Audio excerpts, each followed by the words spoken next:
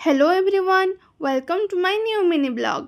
आज सकाळु उठिक मु फ्रेश हो जाइतली एंड गाधेकी पळे आसली तापर स्वामी को उठेकी मु मोर रेडी हो जाइतली एंड आपण माने तो जानि छंती ए खरा दिने मेकअप हेबा केते डिफिकल्ट आ मु यूज करथले लैक्मे रो foundation and primer etcetera and मु लास्ट रे अप्लाई करथली सिंदूर।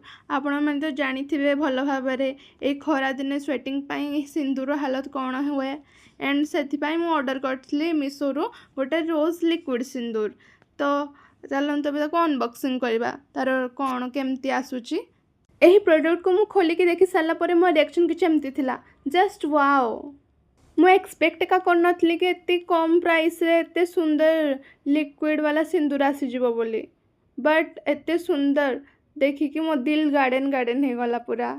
आपण को भी यही रोज लिक्विड सिंदूर मात्र 106 रुपीज मिल जाव। जदि आपण को भी यही सुंदर लिक्विड सिंदूर रो लिंक दरकार ताहले कमेंट सेक्शन को जाइए लिंक बोली कमेंट करंतु आपण को डीएम रे मिल जाव यार लिंक।